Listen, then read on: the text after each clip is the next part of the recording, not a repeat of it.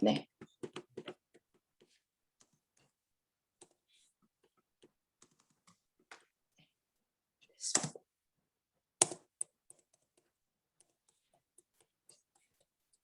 지금 내가 이 화면을 10년이 넘게 쓰는 건데요. 10년이 넘게 쓰는 거라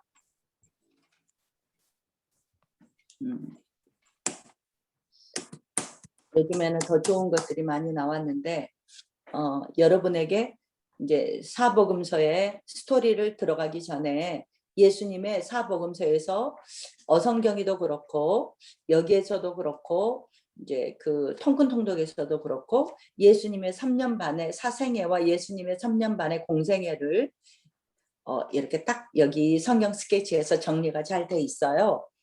그래서 그걸 하기 전에 우리가 마태, 마가, 누가, 요한복음의 특징들을 잠깐 살펴보고 들어갈까 해요.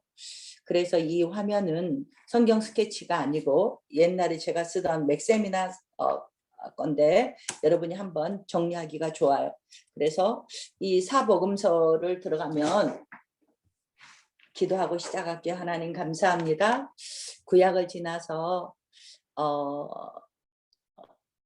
이제 구약 지나서 이제 또 잘 견디게 해주시고 또 신약 가능하면 7주에 마무리될 수 있도록 우리가 달려가려고 합니다.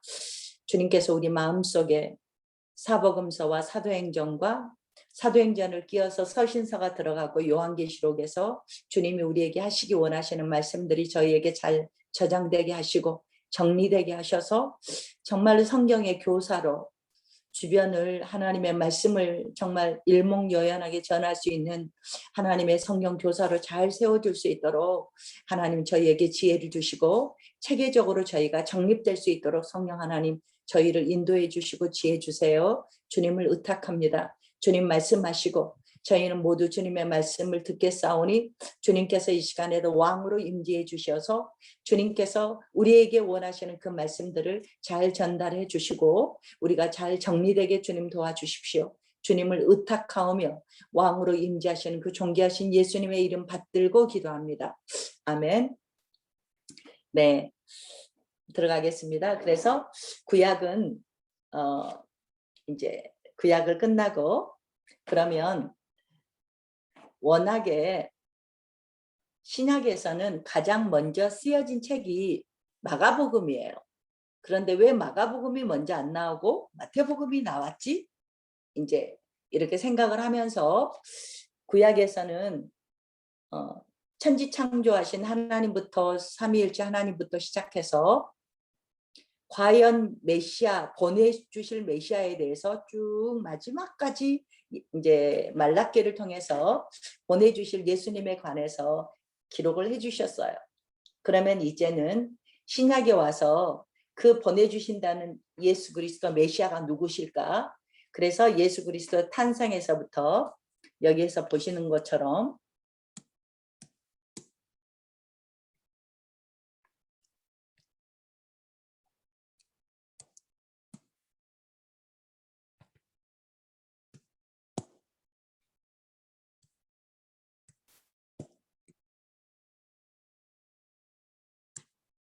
예수님의 탄생에서부터 그리고 승천하시고 그 상황까지 사복음서를 통해서 예수님의 생애에 대해서 저희에게 이제 예수님 구약에서는 하나님께서 천지를 창조하시고 그리고 보낼 메시아 신약은 예수님이 오셔서 재창조하시고 우리를 재창조하시고 계속 선지서에서 말씀하셨던 이 모든 메시아에 대해서 이제 구체적으로 실현하신 하나님이 예수님을 저희에게 이제 가르쳐 주시죠. 그래서 그러면 한 권의 이제 책으로 하셔도 되는데 이렇게 왜 마태, 마가, 누가, 요한 4권을 했을까 싶으면 예수님의 모습을 한 모습으로 우리가 담을 수가 없기 때문에 진짜로 이제 제가 스리랑카에 있었을 때 축제를 하면 코끼리가 몇 마리가 지나가느냐에 따라서 그 축제의 규모를 알 수 있는데 이제 저희 도시도 중세 성지였기 때문에 성읍이었기 때문에 거기에서 축제가 꽤 있어요. 그러면 코끼리가 오면은 구경 가거든요. 그러면 우리가 코끼리 한 마리의 다리만 또 못해요. 그래서 어떤 사람은 코끼리 다리를 보고 코끼리를 봤다 그러고 코를 만지면서 코끼리 봤다 그러고 그래서 내면의 복음서를 통해서 예수님의 네 가지의 모습을 통해서 우리에게 사복음서를 만나야 균형 있는 예수님의 모습을 만날 수 있어서 네 복음서를 이렇게 정리를 해 놓으셨어요. 그러면 우리가 이제는 그 구약에서는 여러 지도가 있었지만 이제 신약에서 보실 지도는 이 이제 실제로 이스라엘 지도가 가장 이제 제일 많이 나오죠. 네. 그래서 보시면 여러분이 이제 이게 우리 교회 정면에도 있지만 조금 확장된 거죠. 그러면 이제까지 봐왔지만 다시 한번 여기를 좀 정리를 하고 우리가 가자면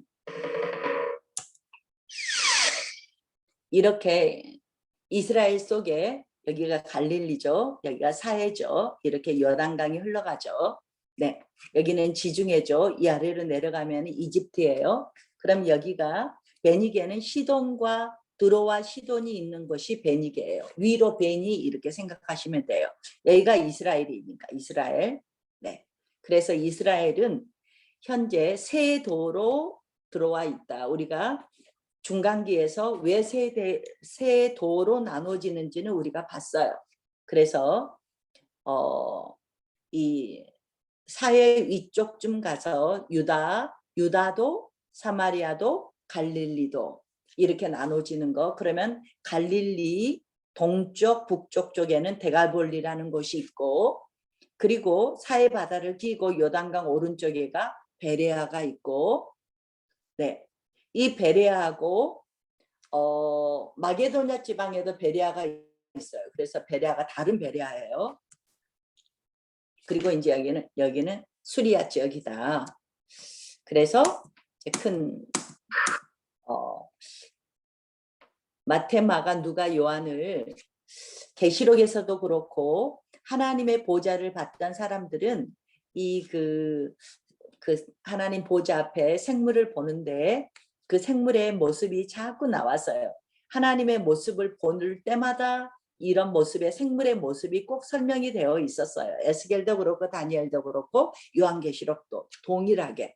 그래서 그 모습이 사자 같고 한 면은 송아지 같고 한 면은 사람 같고 한 면은 독수리 같고 이랬어요. 그랬는데 이 모습을 따라서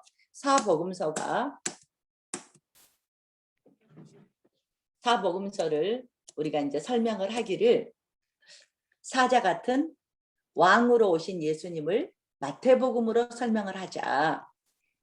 이걸로 볼까요? 정말 예수님께서 종으로 오신 이거는 또 사진 캡처해야 돼.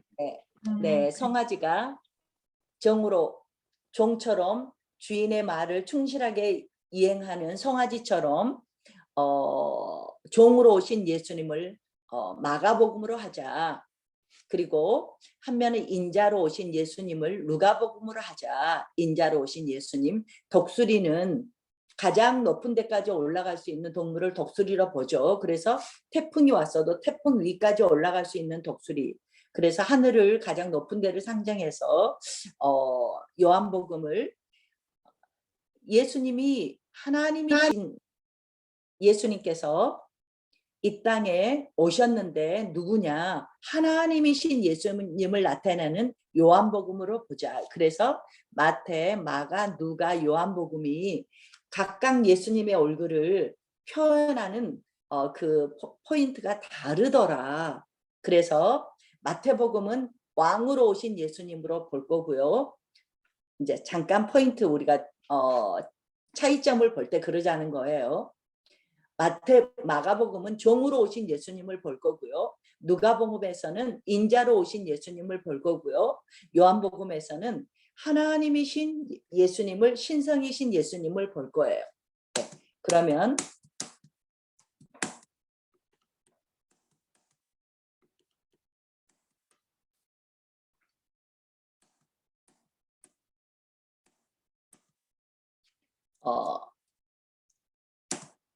마태복음을 열면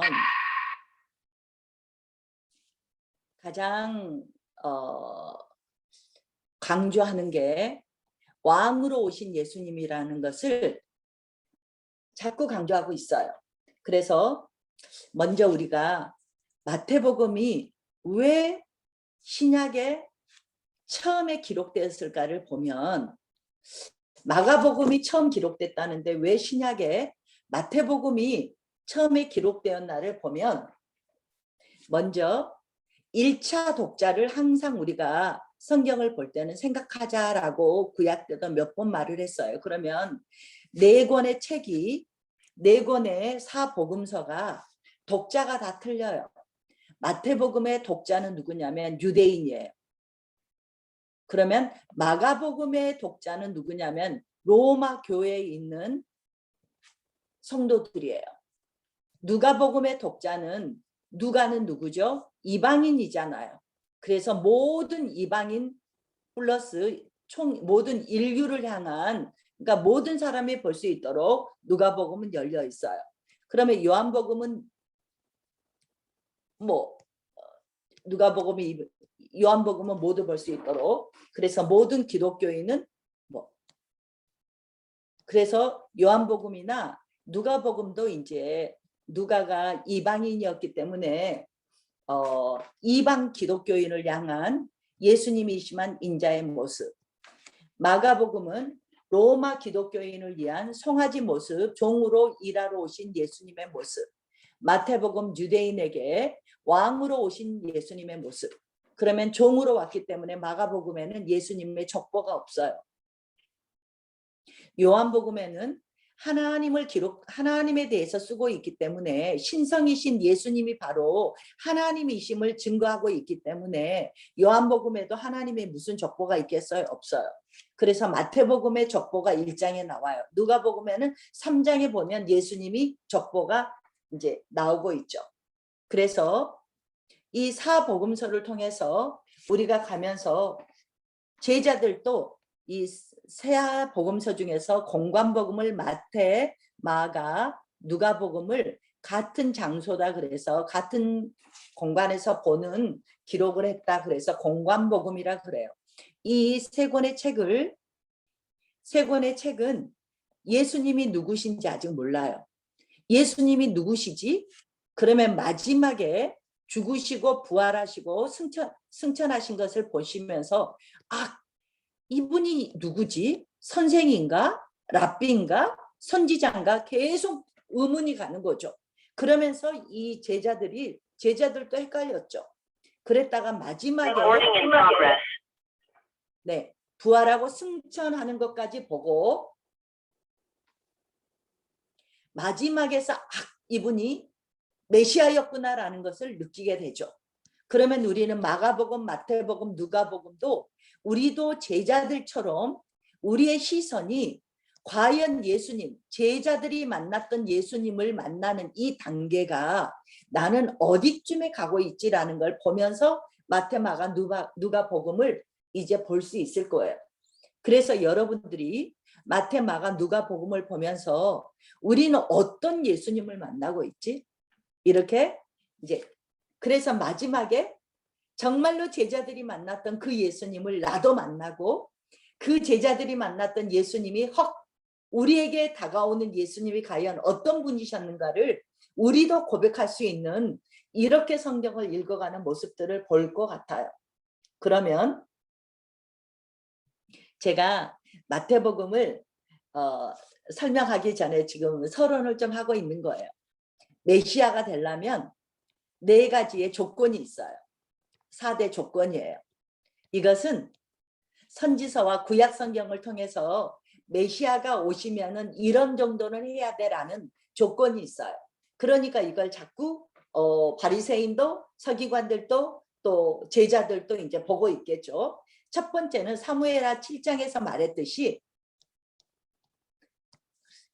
예수님은 어디에서 올까요? 다윗의 자손에 다윗의 뿌리에서 온다고 우리 온바스에서도 유다를 말할 때 유다의 뿌리에서 허리에서 예수님이 오신 걸 말해주면서 사무엘의 7장에서는 대놓고 다윗 성향을 통해서 다윗의 뿌리에서 다윗 자손으로 예수님이 오신다는 것이 예언이 되어 있죠. 두 번째, 신명기 18장 여러분들이 지금 찾아봐도 돼요. 신명기 18장 15절을 보면은 모세와 같은 선지자 한 명을 세우겠다고 자꾸 강조를 해주셨어요. 그러면 모세와 같은 선지자가 어떤 선지자일까?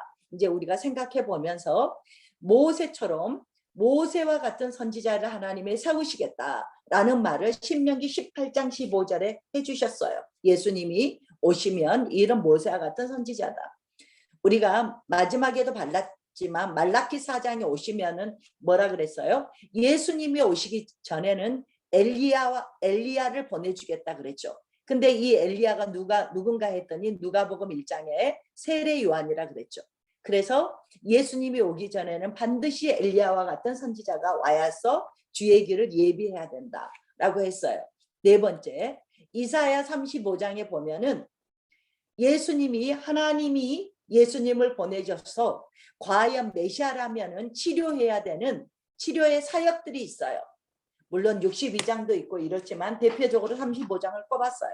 그래서 눈을 고치시고 눈을 뜨게 하시고 저는 다리를 고쳐주시고 보지 못한 눈을 띄워주시고 말하지 못하는 혀가 풀리게 하시고 듣지 못한 자를 듣게 하시고 이렇게 눈, 귀, 입 그리고 다리 저는 것 이런 것들을 고치신다 하면서 이사야 35장에 이랬어요.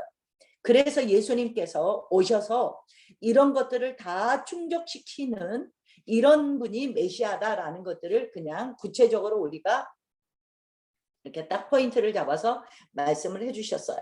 그러면 이제 이런 것들이 충족돼야지 예수님이고 물론 구약의 모든 것들이 퍼즐처럼 맞춰져야지 메시아인 거죠. 그러면 마태복음 뭐냐? 우리가 구약을 마무리하면서 말라기가 신약 마태복음과의 연결을 해주는 책이다 라는 말씀을 드렸는데 마태복음에 와서는 마태복음이 구약과 연결해주는 책이다. 왜 그럴까요? 했더니 1차 독자가 유다인, 마태복음은 유대인이란 말이에요. 그러면 마태는 지금 뭐를 쓰고 있냐면 방대하게 있었던 39권의 구약이 누구를 말했냐 하면은 오실 이 예수 그리스도에 대해서 말했다.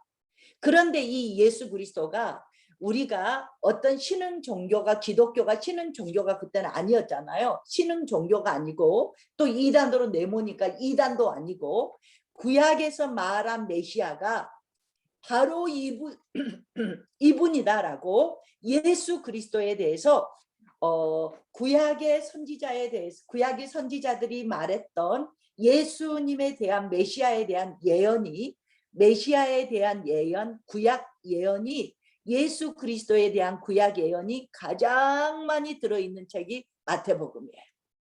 그래서 구약에서 예언했던 그 예수님이 바로 예수님이셔 라고 박사 논문 하나를 써낸 게 마태복음이에요. 그러면 마태복음의 특성이 뭐냐? 가장 많은 구약 예언이 예수님에 대한 구약 예언이 가장 많아요. 네. 그래서 이 당시가 지금 마태복음을 쓰셨던 이 당시가 이스라엘이 멸망하고 났을 때 유대교도 같이 숨지겨서 멸망했겠죠. 멸망한 것처럼 보였겠죠. 그리고 나서 유대교의 재건 운동이 있을 때였어요. 그러니까 지금 12제자들이 복음의 부흥기를 달고 복음에 이렇게 날개를 달고 나아갈 때 유대교에서는 재건 운동을 할 때 기독교가 굉장히 걸림돌이 되겠죠. 그리고 또 로마에서는 어때요? 로마에서는 황제 숭배 사상이 있었죠. 황제가 신이다. 이런 운동들과 이런 신들과의 맞물려서 이때에 핍박이 심했겠죠. 유대인들에게, 유대인 기독교인들에게. 그래서 이런 시기에 마태는 이 그리스도가 구약과 위배되는 이단이 아니고 구약이 예언했던 이 복음이 지금 우리 예수님을 통해서 다 성취되고 있다 라는 것을 증명하기 위해서 당시에 이 유대인들에게 이 구약의 예언의 모든 게 이 메시아가 바로 예수님이셔, 이 메시아셔라고 증거하기 위해서 썼던 책이 마태복음이다. 그래서 구약의 완전히 핵심 포인트를 꺼내서 예수님을 잘 설명하고 있는 게, 그러니까 한마디로 말하면 구약을 성취하러 오신 분이 이 예수님이시다라고 1장에 딱 들어가면 아브라함과 다윗의 자손 예수 그리스도의 족보다라면 세계다라면서 족보부터 딱 내놓으면서 시작하죠. 이스라엘의 가장 유명하신 분이 아브라함과 다윗이니까. 그래서 첫 번째는 마태복음에서 강조하는 것은 구약을 성취하는 이 왕으로 오신 예수님을 지금 다 구약에서는 메시아가 왕으로 기대하고 있잖아요. 그래서 구약 성취를 위해서 왕으로 오신 예수님을 증명하기 위해서 마태복음을 썼다. 두 번째는 마태복음은 제자 입문서다. 그래서 마지막에 28장에 뭐예요? 너희들은 가서 모든 족속으로 제자를 삼고 세례를 주고, 이런 말씀이 나오듯이 가서 가르쳐 행하도록 제자 지침서다. 제자들 지침서다. 그러면서 이제 그 중간중간에 하나님의 의의는 무엇인가, 그러면서 예를 이제 우리가 샘플로 예를 들면 요셉과 같이 마리아의 죄를 덮고, 자기가 요셉이 그 모든 것을 덮고, 하나님께서도 말씀해 주셨지만 이렇게 가듯이 새로운 하나님이 바리새인들이 말하는 의와 하나님의 말하는 의가 지금 뭐 천국 복음을 이제 5장부터 드러내시면서 전혀 다른 하나님의 의를 이제 말씀해 주고 계시죠. 세 번째는 하나님 나라의 지침서다. 네. 하나님 나라에 대해서 가장 많이 우리 그 마태복음에서 이제 알 수 있어요. 뭐 설명하면 너무 길어지니까 그냥 한 가지 예를 들면, 여러분들이 설교하면서 다 들었어요. 복음이 뭐냐? 하나님 나라의 복음을 전하는 건데, 이 복음이 뭐냐? 당시에 유앙겔리온이라고, 이것은 정치적인 단어다라고 여러분도 들었을 거예요. 복음은 이꼴이 유앙겔리온인데, 그때 당시에 누구나 유앙겔리온 하면 아는 단어를 이 사복음서에서 복음이라는 말로 바꿔서 사용을 했어요. 갖다가 썼어요. 그래서 복음이 뭐예요? 새 황제가 등극했을 때. 두 번째는 뭐예요? 황제의 왕세자가 등극했을 때. 세 번째는 뭐예요? 전쟁에서 승리했을 때. 이게 다 뭐예요? 기쁜 소식이다 이 말이죠. 그래서 파바를 보내서 황제에게 그 말을 보내서 이 기쁜 소식을 알렸죠. 그러니까 무슨 말이에요? 하나님이신 예수님이 이 땅에 왕으로 오셨다. 이분이 누구신가 봤더니 왕세자, 하나님의 아들이셨다.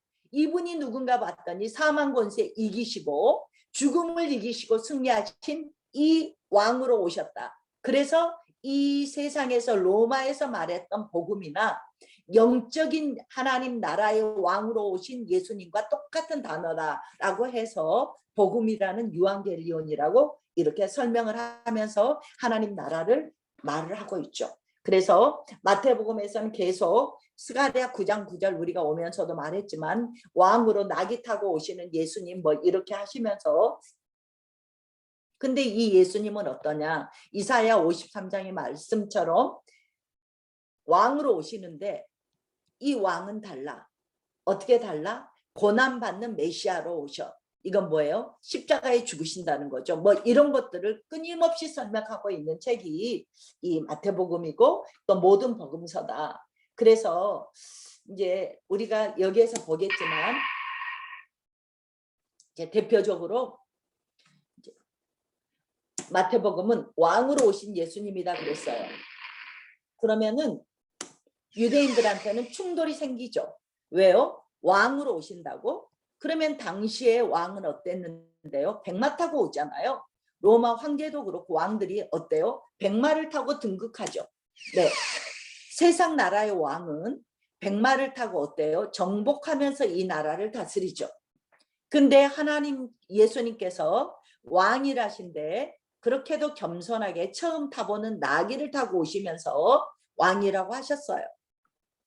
그러면 이 왕으로 오신 나귀를 타고 오신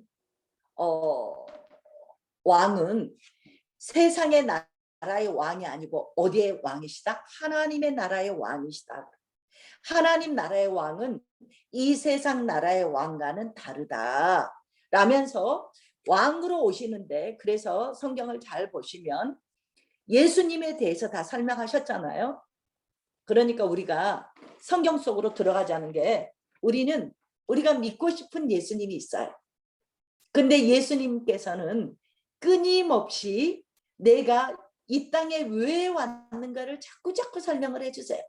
그러면 이제 조금 이따 보겠지만 요한복음에서는 맨날 말하는 걸, 내가 너희에게 생명을 주러 왔다. 내가 영생을 주러 왔다. 예수님은 끊임없이 하나님의 나라에 있는 그 생명을 너희에게 주어서 영원한 생명을 얻을 수 있게 영생을 주러 온 하나님의 나라의 왕이다라고 우리에게 아무리 말을 해도, 아, 나는 하나님 나라의 자녀가 되었어. 그러니까 하나님은 이때부터 나를 잘 먹고 잘 살고 내가 원하는 기도 다 들어주고 이 하나님을 기다린단 말이죠. 이 하나님을, 예수님을 기다리는 것은 유대인들이 기다렸던 이 세상에서 이 세상의 나의 문제를, 나의 요구를, 나의 욕구를 충족시켜주기 위한 하나님을, 예수님을 기다리는 우리나 똑같다는 거죠. 그래서 우리는 늘 생각을 해봐야 돼요. 하나님이 성경에서 말해주고 있는 예수님의 그 말씀을 안에 들어가는 이 예수님을 믿고 있는지, 얘네들처럼 자기들이 만들어 놓고 믿고 싶은 예수님을 믿고 있는지 우리도 물어봐야 된다는 거죠. 예수님은 끊임없이 나귀 타고 오셔서 나는 하나님 나라의 왕이고 이 세상 나라의 왕으로 삼으실라 그러면은 피해 버리셨잖아요. 근데 이제 이 유대인들은 세상의 왕으로 오실 예수님만 믿고 있었기 때문에, 자기가 알고 있는 내가 믿고 싶은 예수님이 이렇게 딱 설정을 해놨기 때문에 예수님께서 아무리 하나님의 나라를 말해도 이 세상의 나라의 왕이 아니기 때문에 들리지가 않는 거죠. 그러니까 결론이 뭐예요? 이렇게 충돌이 일어나서 예수님을 못 박을 수밖에 없었다는 거죠. 네, 하겠습니다.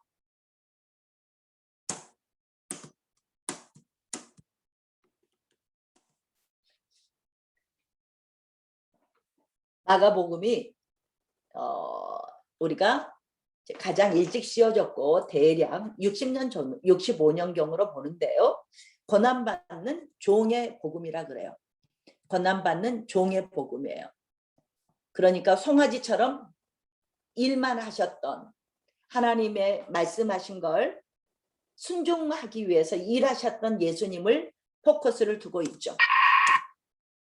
그래서 예수님은 뭐예요? 끝없이 섬기시고 가셨죠. 끝없이 섬기셨죠. 그래서 어떻게까지 섬기셨어요? 십자가에서 우리의 죄를 맑게 씻어주기 위해서 새 언약의 피를 우리에게 흘려주시기 위해서 자기의 목숨을 주기까지 이렇게 섬겨주셨죠. 네. 그러면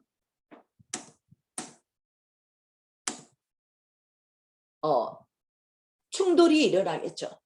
세상은 어때요? 높아지고 싶어요. 우리는 크고자 크고 싶어요. 세상 나라에서 높은 자는 어때요? 집권하고 주관하고 권세를 휘두르죠. 근데 하나님 나라에서 예수님은 어땠어요? 낮은, 너희가 으뜸이 되고자 하면 섬기는 자가 되라 하면서 끝없이 섬기는 예수님의 모습을 보여주셨어요. 그러면서 예수님을 따르는 자 또한 이렇게 으뜸이 되고자 하면은 낮은 자가 되어서, 가장 낮은 자가 되어서 섬기는 자가 하나님의 나라에서는 가장 큰 자라고 하셨어요. 그러면서 예를 드시죠. 한 가지만 들까요? 어린아이처럼 하나님의 나라를 받드는 자가, 하나님 나라를 받드는 자가 이렇게 하나님이 찾는 자라는 말을 여러 번 반복을 해주셨어요. 그러면 왜 어린아이를 강조했을까요? 하나님 나라에서? 그러면 물어보면 대강 뭐라고 말하냐면 어린아이는 순수하니까, 어린아이는 착하니까 여러 가지 말을 하는데, 우리 여러 번 설교 들었잖아요. 부모와 아이는 생명의 관계잖아요. 만약에 아기 때 부모가 없으면 어때요? 그대로 죽잖아요. 전쟁터에서나 어디에서나 애가 우유가 엄마의 젖이 없으면 죽잖아요. 그래서 어린아이는 생명의 관계예요. 우리가 하나님과 예수 그리스도와 이런 생명의 관계냐는 거죠. 이렇게 예수님과 생명의 관계를 맺고 있는 자가 하나님의 나라가 이들의 것이라는 것을 말해주고 있죠. 그러면 조금 더 덧붙일게요. 우리가 마가복음을 종의 복음이라 그랬어요.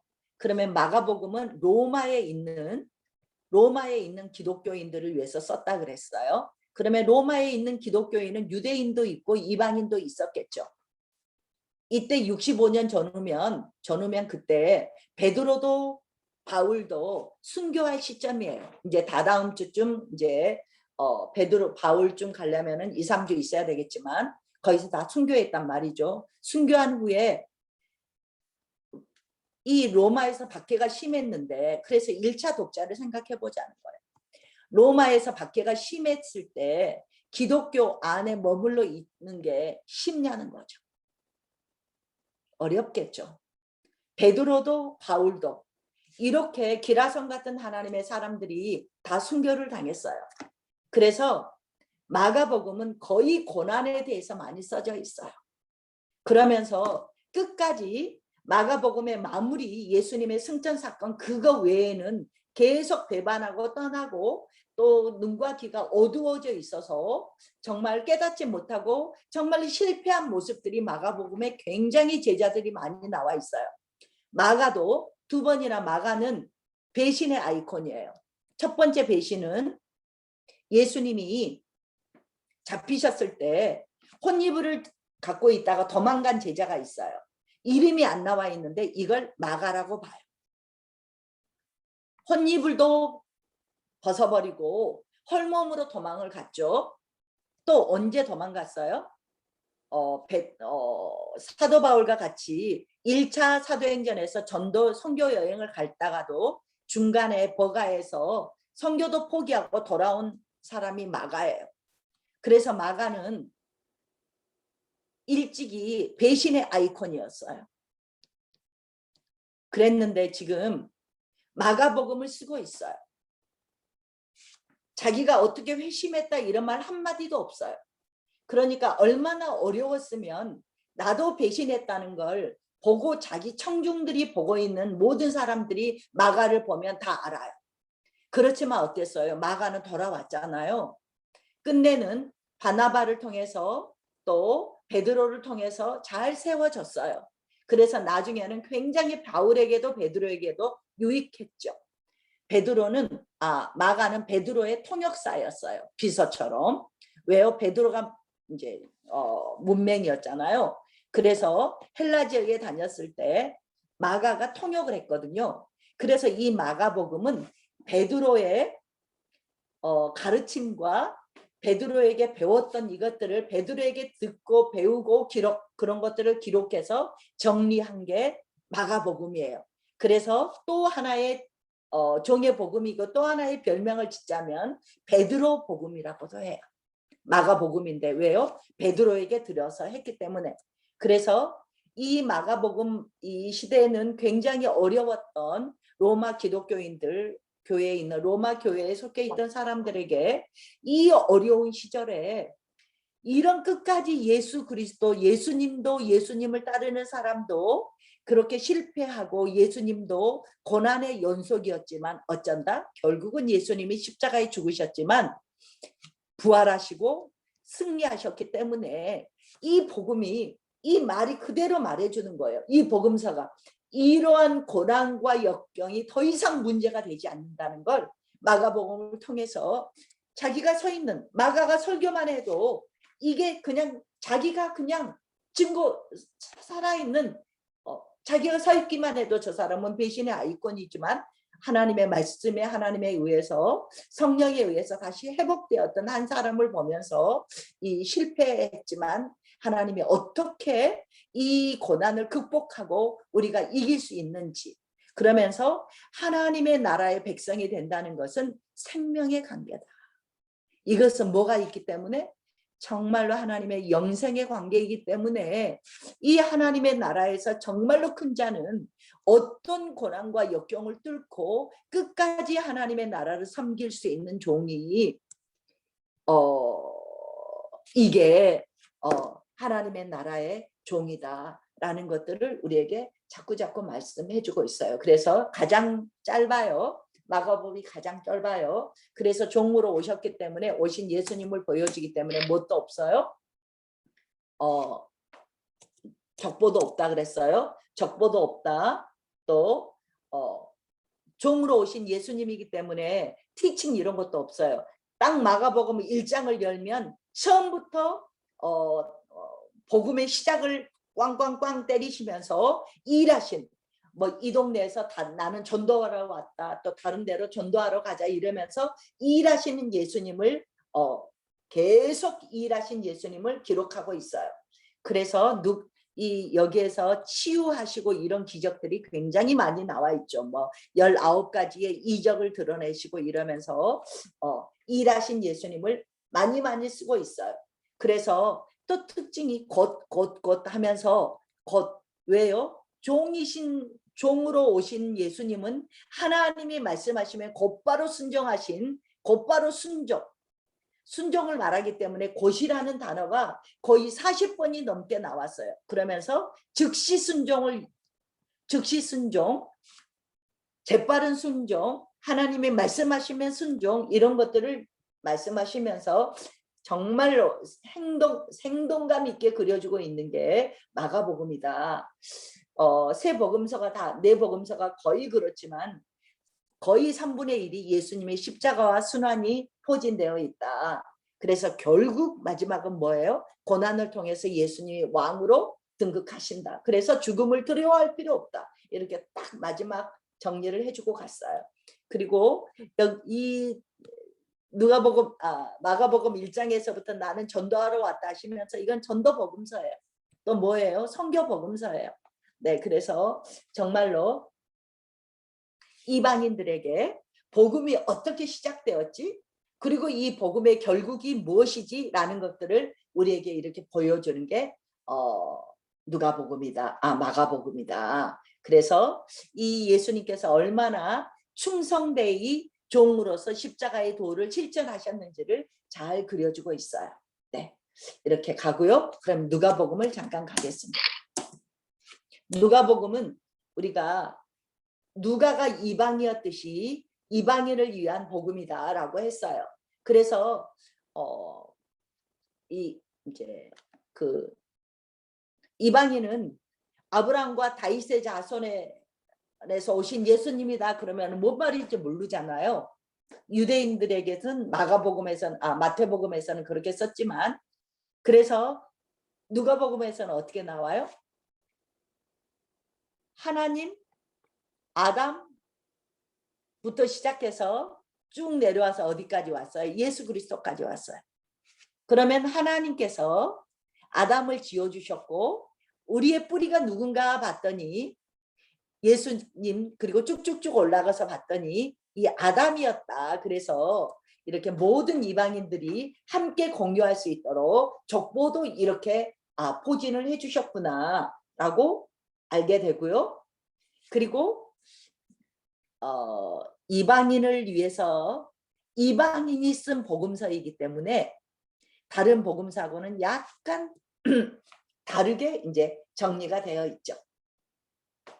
그래서 여기에서는 뭐 고난보다는 고난 역경, 누가복음에서는 고난 역경 이건 물론 있지만 이거보다는 삶의 가난한 자들의 복음, 특히 유대인들에게 드러나지 않는 과부 이야기, 세리 이야기, 죄인 이야기, 여자 이야기, 가난한 자 이야기, 이런 이야기들이 많이 드러나 있는 게 누가복음이다. 뭐 그 여자들이 예수님 발 앞에 듣고 있고 많은 이런 것들이 현저하게 고난의 핍박에 대해서는 좀 약화되어 있고 이런 사회적인 차별화시켰던 이런 부분들이 많이 있다. 그리고 누가복음의 특징은 성령이 가장 많이 강조되어 있어요. 그래서 누가가 누구랑 같이 다녔어요? 사도 바울하고 같이 다녔죠. 그래서 사도 바울을 통해서 누가도 기도하는 모습을 봤을 거고 성령이 임재하는 모습도 봤을 거고 이미 누가는 바울의 비서예요. 의사로서 비서처럼 따라다녔잖아요. 네. 이러면서 마지막 선교할 때까지 같이 했던 누가가 이런 성령에 대한 포커스를 두고 누가복음을 많이 강조하고 있어요. 누가복음의 특징이에요. 네. 그래서 이제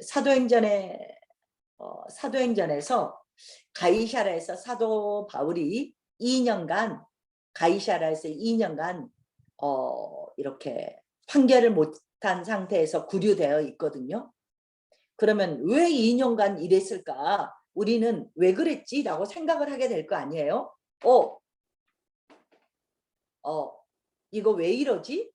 라고 제가 잠깐만요. 네. 이건 왜 이러지? 라고 여러분 생각 안 해봤어요? 왜 가이사라에서 사도 바울이 2년이나 이렇게 있었을까라고 했었을 때 이때 누가는 같이 이스라엘을 왔죠. 그래서 어때요? 예수님의 어머니를 만나요. 그리고 모든 제자들과 교제를 하죠. 이러면서 예수님의 들었던 모든 생애에 대해서 자기의 제자들과 예수님의 어머니와 그 예수님의 발자취를 다 2년간 다녀보시면서 이 모든 자료들을 정리해서 어땠을까요? 이 누가복음이라는 위대한 복음서가 나왔겠죠. 그래서 우리에게는 어떤 시간도 하나도 가치 없는 시간이 없다는 걸 우리는 정말 알게 돼요. 성령에 관해서는 여러분들이 보시면 기도 성령 누가복음에 많이 강조되어 있는데 제자 뽑을 때도 기도하시고 하기 전에도 겟세마네 기도하시고 강조되어 있는 게 누가복음에 많다는 거죠. 네, 그래서 그러면 이제 누가복음에서는 이방인에 대한 복음이다. 독자가 1차 독자가 했으면 물론 거기에 어디를 가도 교회 안에 유대인들이 있었겠죠. 그러면 유대인 중에서도 유대인이 있을 거고 유대인이 있고 이방인이 있을 텐데 이방인 중에서는 로마가 있고 로마에서 모두 정복해 놓은 세계 대정복의 헬라인들이 있겠죠. 또 이 중에서도 보시면 이제 이 이방인들에게 누가복음의 복음에 이 모든 이방인들에 대해서 뭐라 그러냐면 잃어버린 자들을 구원하러 왔다라고 말씀을 하셨어요. 그러면은 또 충돌이 생기겠죠. 왜 충돌이 생기냐면 유대인들은 이방인들에 대해서 어떻게 봤어요? 하나님께 버린 자라고 봤죠. 하나님께 저주받은 자로 봤죠. 이렇게 유대인들은 봤단 말이에요. 무슨 시선이? 이방인에 대한 시선이. 그런데 예수님은 뭐라 그래요? 잃어버린 자라고 봤어요. 그러면 이 유대인들은 이방인을 버린 자라고 봤는데 예수님은 뭐라고 봤다고요? 이방인을 잃어버린 자로 봤다는 거예요. 그러면 유대인의 사명이 뭐냐? 유대인의 사명이 이 잃어버린 자를 다시 찾는 게 유대인의 사명이다라는 거죠. 네, 이런 것들로 이렇게 이방인에 대한 인식을 전환시킨 누가복음에서 이렇게 나오죠. 요한복음으로 갈게요. 요한복음은 저희가 새 공관복음하고 요한복음은 아주 관점이 달라요. 세 공간복음은 마태, 마가, 누가복음이에요. 요한복음하고 이 세 공간복음하고는 아주 확실한 차이가 있어요. 요한복음은 먼저 뭐라 그랬어요? 독수리 모습이어서 하나님께서 이 땅에 계시지만 우리랑 다른 하늘에서 오신 분이다. 하나님의 아들이다. 그래서 예수님의 그 신성을 강조하는 책이다. 이제 우리가 그래서 부활하시고도 어땠어요? 40일 계셨다가 승천하셨는데 오신 그대로 그 모습으로 하늘로 승천하신 것들을 기록하시면서 예수님이 하나님의 아들이셨고 곧바로 하나님이셨다라는 것들을 강조하신 책이 독수리라는 표현을 빌어서 요한복음은 강조를 하고 있어요. 그래서 예수님의 신성을 강조하고 있죠. 그래서요, 이제 그 요한복음 1장 1절을 딱 열면, 요한복음 1장을 열면 굉장히 하나님께서 예수님이 재창조하는 것들을 보여 창세기처럼 인간 세계에 오셔서 인간 세계를 하나님의 나라를 바꿔버리는 재창조를 하시는 이런 모습을 보여주시는데 우리가 맨날 잘 듣고 있는 로고스라는 단어가 있어요.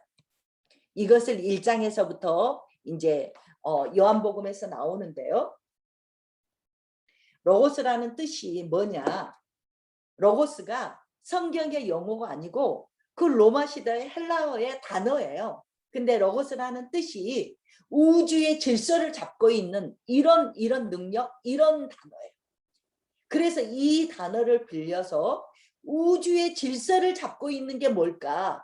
이걸 하나님의 창조로 이렇게 빌려와서 쓰고 있는 게 요한복음 1장의 말씀을 하시면서 이 로고스가 만물을 창조했다. 그래서 1장 14절을 뭐라 그래요? 하나님이 말씀이 육신이 되어서 이 땅에 오셔서 우리와 함께 드웰링 하신다. 하나님이 오셔서 우리랑 함께 살고 계신다. 이분이 뭐예요? 은혜와 진리가 충만하다. 이렇게 선포하시면서 우리 김현철 목사님이 왜 그렇게 통쾌하게 웃으실까요? 한번 알려줘 보세요. 네. 드웰링이라는 단어가 나올 줄 몰랐습니다.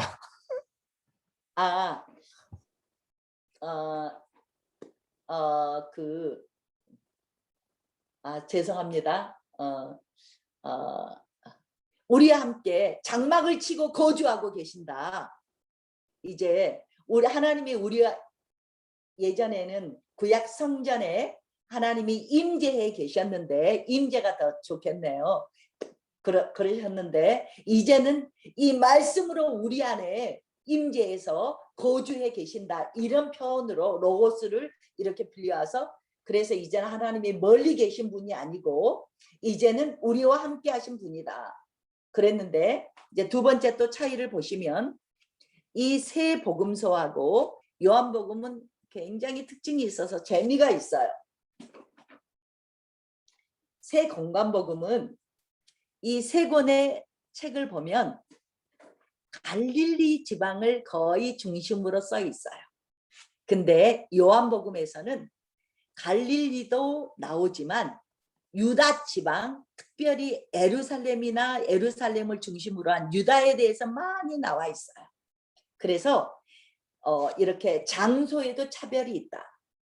그리고 세 복음서에는 장소의 차이가 있고 세 복음서에는 유월절이 한 번 정도만 기록되어서 예수님 때 유월절이 한두 번 정도만 있는 걸로 이렇게 보여주는데 요한복음에는 유월절이 3번에서 4번 말씀을 해주시면서 예수님의 공생애가 3년이 넘는다는 것을 알려주는 게 요한복음이에요. 그래서 조금 이따 예수님의 생애 1년차, 2년차, 3년차 이런 걸 볼 건데 이것을 가장 알 수 있게 해주는 것은 요한복음을 보면서 우리가 이제 알게 돼요. 네. 그리고 언어상 용법도요.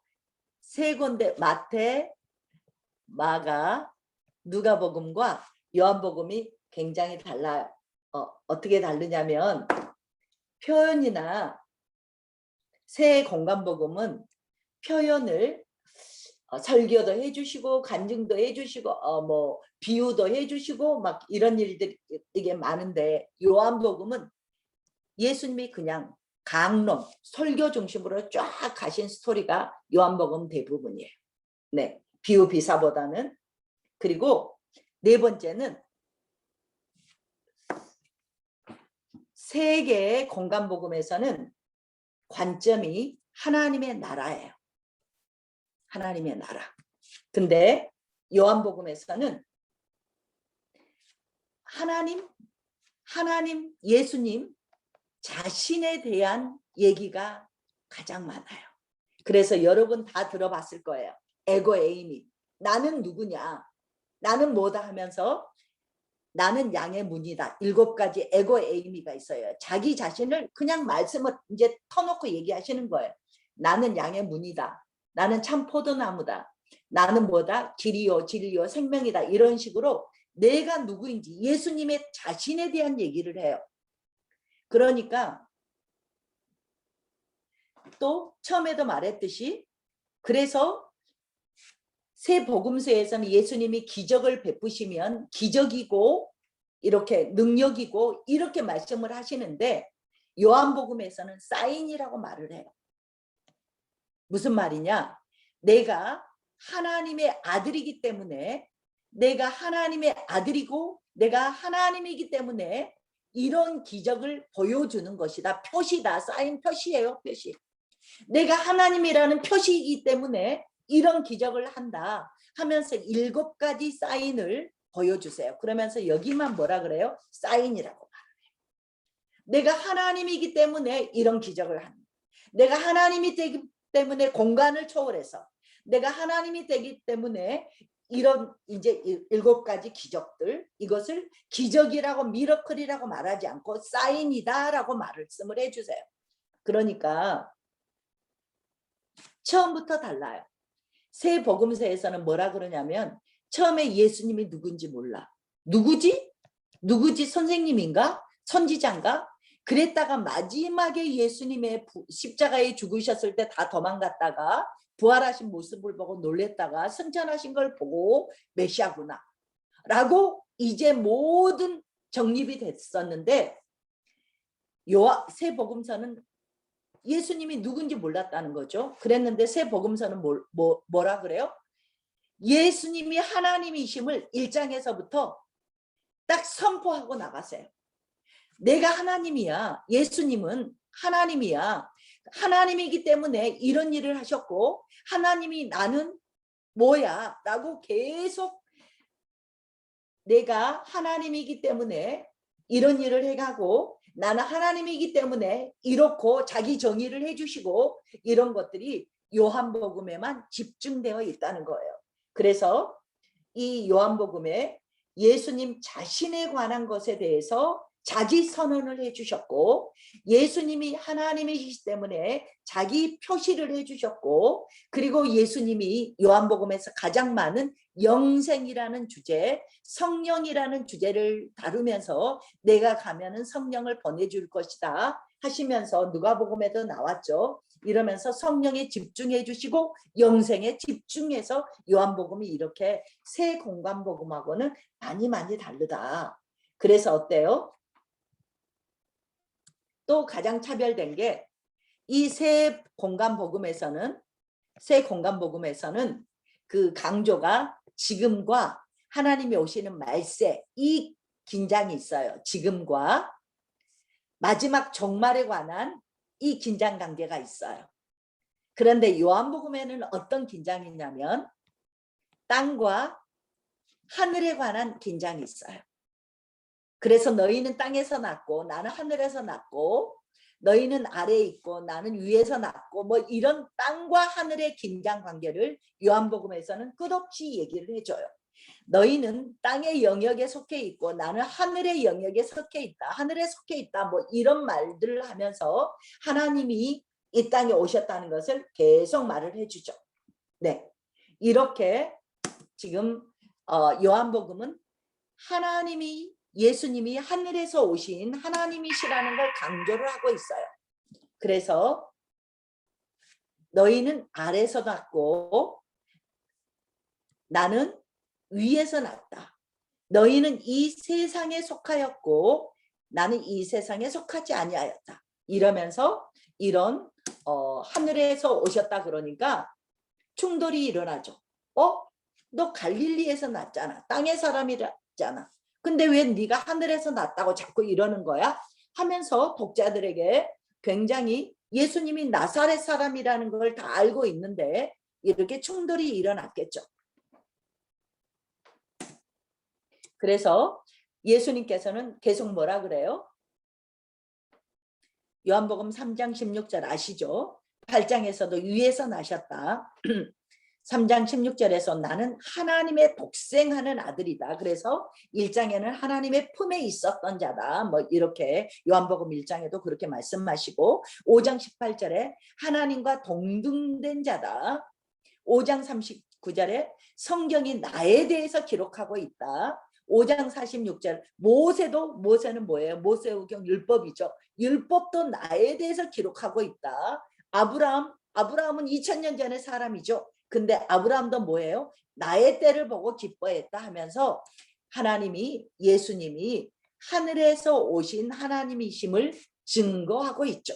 요한복음이 그래서 마태, 마가, 누가복음 세 공간복음하고 요한복음은 굉장히 이렇게 많이 차이가 났다라는 걸 우리가 알고 들어갔으면 좋겠어요. 이런 특징이 있죠. 그래서 이제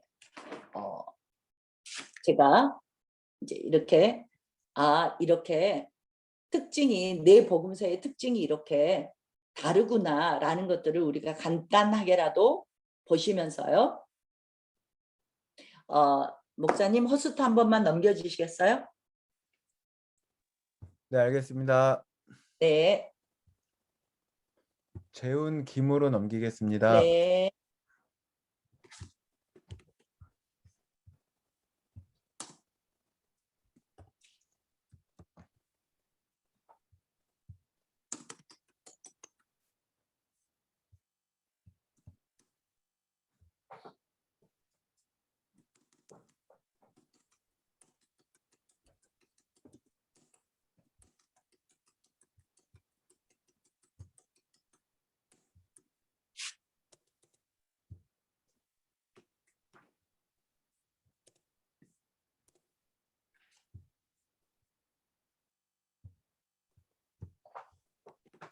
네.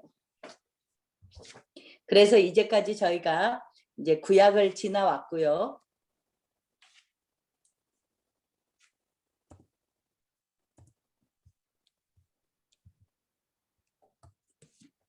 이제까지 구약을 지나왔어요. 그러면 이제 이 신약에서는 이제 사복음서를 통해서 마태, 마가, 누가, 요한 이 사복음서에 대해서 예수님의 복음에 대해서 예수님을 5기로 구분을 해서 우리가 관찰을 할 거예요. 그러면 예수님의 생애를 5가지로 분류를 할 거예요. 사도행전에 가면은 사도행전에서는 7개로 나눠서 사도행전을 이제 보겠지만 조금 더 사도행전에서는 쉽게 말씀을 이제 해드릴 거예요. 네. 그러면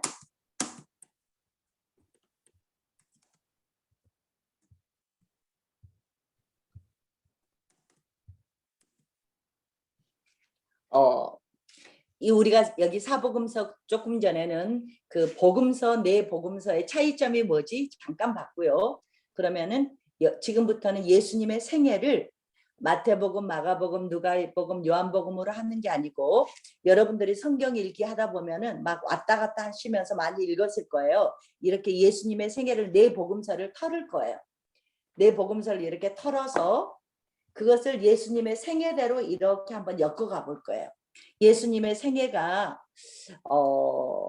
30세까지 우리가 알듯이 30세까지를 사생애라고 하고 그리고 3년 반 정도를 공생애라고 하잖아요. 이것을 시간 순으로 한번 엮어가 볼 거예요. 그래서 이 복음서에서 다 이렇게 중복되어 있는 것들을 종합해서 한번 엮어가 보자는 거죠. 그래서 예수님의 생애를 5가지로 나누어서 한번 살펴볼 거예요. 그러면 살펴볼 건데, 그러면 이 사적인 생애를 우리가 30세라고 하는데, 사생애와 공생애를 지나는데 마지막에 사생애를 30년, 공생애를 3년 반으로 볼 거예요. 대강 3년 반으로 볼 건데, 이것을 어떻게 기준으로 삼을 거냐라고 보면 가장 성경에서 명절이 많이 나온 게 6월절이에요. 그래서 6월절을 기점으로 한번 나눠보자 했어요. 그래서 처음에 3년 반을 계산할 때도 이 6월절을 기점으로 해서 공생애를 한번 나눠볼 거예요. 네, 그러면 5개 예수님의 5기의 생애를 지도를 5개의 지도를 통해서 우리가 기억하기 쉽게 할 건데 4기까지는 여러분이 쉬워요. 근데 마지막 1년이 굉장히 좀 복잡해서 한번 고민을 하면서 우리가 쉽게 해봅시다. 그러면 이렇게 공생애를 보면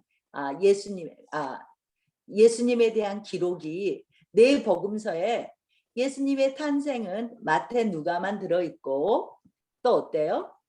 예수님의 세례 사건을 보면 이렇게 세 책에 다 돼 있고, 하지만 이걸 다 본다는 게 아니고 한 개씩만 축약해서 여기에서는 우리가 스토리로 한 개씩만 축약해서 스토리로 이렇게 엮어 가봅시다 라는 거였어요. 그래서 우리가 예수님의 생애를 한번 보면 우리가 5기로 나눠 봅시다 그랬어요. 그럼 5기를 어떻게 나누지 하고 보면 1기는 보통 우리가 30세까지로 보죠. 이거는 사생애다. 사생애. 사적인 예수님이 공적인 하나님의 아들로서 공적인 사역을 하기 전까지 예수님의 사생애다. 그러면 2기는 정확하게 6개월은 아닌데 6개월로 하자는 거예요. 예수님이 3년 동안 공생애를 했다는 건 정확해요. 그러면 첫 번째 예수님의 첫 번째 6월절을 우리가 기점으로 보자 그랬거든요. 1, 6월절, 2, 6월절, 3, 6월절, 4, 6월절. 이게 6월절을 기점으로 세월을 나눠보자. 그러면 마지막 6월절의 양으로 예수님이 십자가에 지셔요. 이게 마지막 6월절이죠. 그러면 네 번째에서 세 번째 하는데 1년, 2년, 3년. 이거는 만 3년은 정확하게 맞거든요. 만 3년은 만 1년, 1년, 1년. 6월절을 기점으로. 그런데 예수님이 세례 받으시고 또 제자를 5명 만드시고 그리고 가나 혼인잔치 하시고 그리고 나사렛에 가셔요. 이래서 예수님께서 그랬다가 6월절에 예루살렘에 올라가시죠. 이 첫 번째 6월절을 가시기 전까지 이게 정확하게 몇 달인지는 모르지만 이거를 대강 6개월로 잡자. 세례 받으시고 사역하시는 그 쪼가리 6개월을 쪼가리 몇 개월을 처음 2기로 잡고 앞으로 만 3년 앞으로 3년을 3기, 4기, 5기로 우리가 이렇게 가자. 그러면 여러분들 중에서는 어성경위를 최신영 전도사님을 통해서 했을 거예요. 그러면 거기에 이렇게 물고기가 물고기가 아니고 이렇게 도표로 해서 언제 예루살렘에 있으셨고 언제는 갈릴리에 있었고 1년차, 2년차, 3년차에 6월절을 딱딱 알려주세요. 여 비슷해요.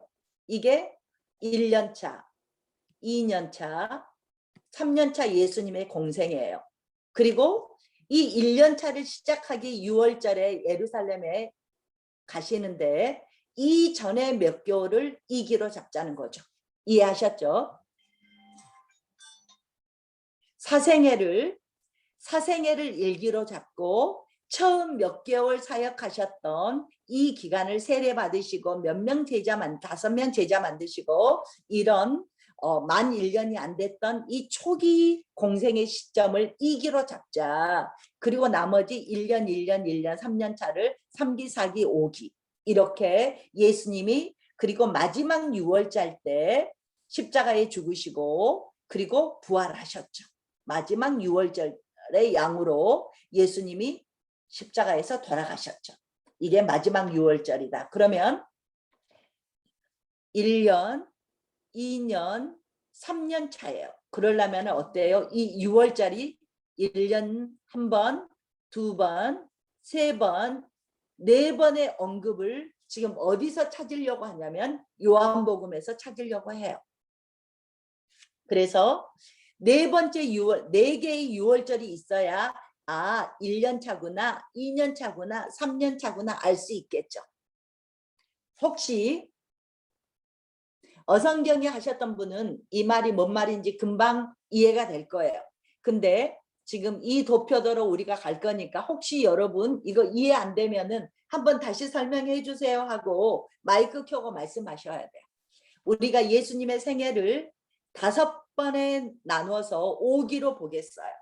근데 처음 1기는 예수님이 30세까지 예수님이 사적인 생활을 하셨던 걸 1기로 볼 거다. 2기는 예수님이 마지막에 만 3년은 정확하게 6월절 3년으로 우리가 보니까 정확한데 마지막에 이게 6개월일지 정확히 몰라요. 이 짜투리 처음에 시작하신 짜투리를 2기로 볼 거다. 그래서 처음 공생의 6월절을 말하시는 이 6월절부터 마지막 십자가에 죽으시는 이 6월절까지를 보니까 두 번째 6월절, 세 번째 6월절을 우리가 이제 찾을 거예요. 찾을 건데 여러분이 이것을 사진을 찍어 놓으시고 아니면 빨리 노트에다 이렇게 이것을 1, 2, 3, 4, 5기를 적어 놓으시고 제가 지금 힌트를 드리려고 그래요. 그러면 첫 번째 6월절을 어디를 보면 우리가 힌트를 얻을 수 있냐면 1년차 6월절을 요한복음 2장 13절 이거는 조금 이따 지도 가면서 할 거예요. 내가 이걸 먼저 여러분에게 팁을 주고 가려고 해요. 두 번째 6월절에 우리가 볼 수 있는 건 요한복음 5장 1절. 세 번째 6월절 때는 예수님이 세 번째 6월절에 언급은 있어요. 근데 예수님이 이때 예루살렘은 가지 않는데 언급된 게 어디 있냐면 요한복음 6장 4절에서부터 요한복음 6장 4절에서부터 세 번째 이 예수님의 공생애 때 세 번째 6월절에 대해서 언급을 해주셨어요. 그렇지만 예루살렘은 올라가지 않으셨다가 언제 올라가냐면 초막절 때 중간에 올라가세요. 이제 이게 초막절 이 중간에 올라간 것은 5기 때 제가 말씀을 해드릴 거예요. 이거는 요한복음 7장에 있어요. 네. 그리고 이제 그리고 나서 마지막에 예수님께서 네 번째 6월절 때, 네 번째 6월절이죠. 네 번째 6월절 때 십자가를 지시러 올라가는 게 요한복음 12장의 1절부터 이제 12절 이렇게 기록이 되어 있어요. 네. 이렇게 해서 6월절을 기점으로 우리가 해서 예수님이 공생애가 3년 반 정도 되는구나라고 알면서 그러면 예수님이 1년 차에서는 2기에서는 뭐 하셨 이제 제가 영어를 처음 2기에서는 뭐 하셨을까? 그러면 그리고 두 번째 1년 차에서는 뭐 하셨을까? 두 번째 2년 차에는 뭐 하셨을까? 세 번째 3년 차에는 뭐 하셨을까? 이런 식으로 제가 이제 앞으로 얘기를 해 나갈 거예요. 그래서 예수님의 생애를 1기, 2기 처음 6개월의 공생애 그리고 나서는 1년, 2년, 3년 차에 처음 한 6개월에서 예수님의 생애가 총 3년 반 정도 우리가 이렇게 이제 말을 3년 반 정도로 보고 우리가 한번 이제 나가 보겠습니다. 네. 그러면 오늘 아마 빠르면 1기, 2기까지는 갈 수 있을 것 같아요. 아주 간단하니까요. 이것을 지도로 우리가 5기까지 예수님의 생애를 지도로 한번 봐볼 거예요. 여기에서는 이제 예수님은 여기 예수님 5기는 이스라엘을 지도밖에 예수님은 뭐 좀 더 갔을 때 드로아 시돈 쪽으로 가셨던 베니게 쪽으로 가셨던 이것밖에 없어서 여기만 보시면 돼요. 여기만 세계 지도 속에서는.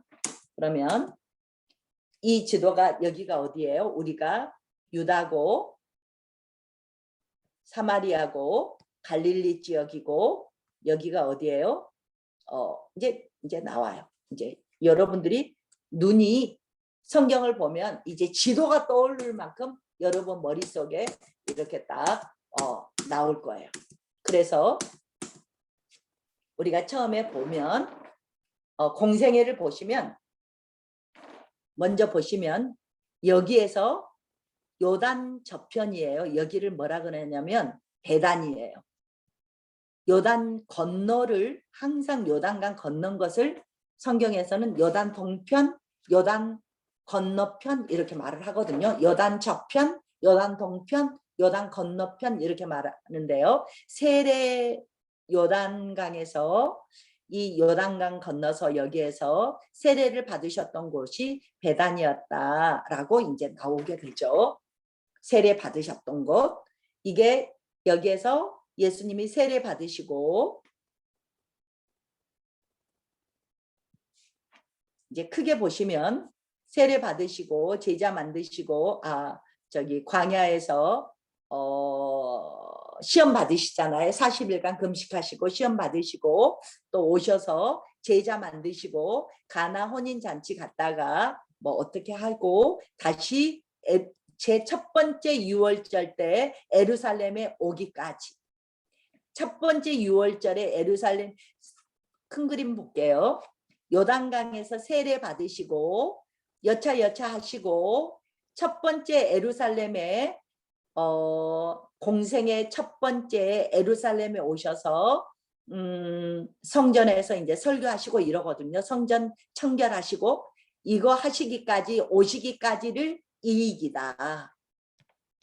첫 이익이다. 지금 우리가 이제 이기를 볼 거예요. 예수님의 공생에. 지금 이렇게 말해 놓으면 이렇게 많이 있으면 여러분이 갑자기 놀랄 거예요. 그러니까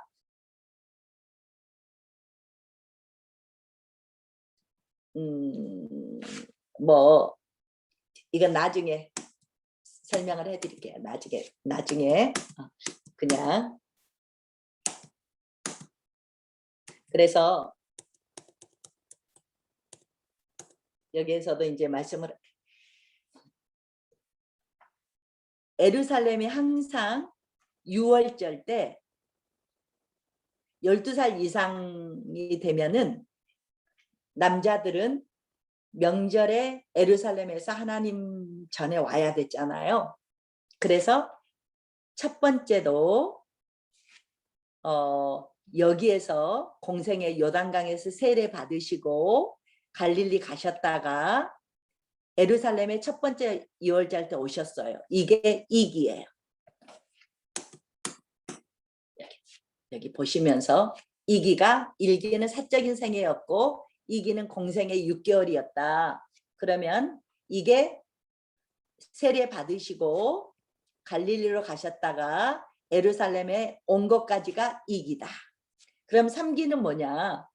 3기는 또 마찬가지로 이 예루살렘에서 사역하시고 갈릴리 가셨다가 그래서 여러분이 처음에 이게 뭔 말인가 싶어서 그냥 이거 보시면 돼요. 이렇게 공생의 처음 6개월이고 두 번째는 첫 번째 6월절에서 두 번째 6월절까지 1년 사역하시는 게 3기고 또 두 번째 6월절에서 세 번째 6월절 사이에 1년간 사역하신 게 4기고 마지막 1년간 사역하신 게 5기다. 그러면은 이 공간을 자꾸 말하는 게 여기는 갈릴리 지역이에요. 성전이 있는 예루살렘은 유다 지역이에요. 그래서 예수님께서 갈릴리에서 사역하시다가 6월절은 유다 예루살렘에 오셔서 많이 사역하셨구나. 이렇게 6월절에 오셨다가 사역하시고 또 갈릴리로 가셔서 사역하셨구나. 이런 것들을 대강 보여주는 게 지도예요. 네, 그래서 시간적인 배경과 공간적인 배경을 예수님이 이렇게 하셨구나라는 것들을 볼 거예요. 그래서 제가 처음에도 말했지만 이 세 공간복음은 주로 갈릴리 지역에 대해서 많이 다루었었고 기록이 되어 있어요. 근데 요한복음은 주로 어때요? 주로 유대 지역의 사역에 대해서 많이 기록이 되어 있다라고 처음부터 제가 말씀을 드렸었죠. 네.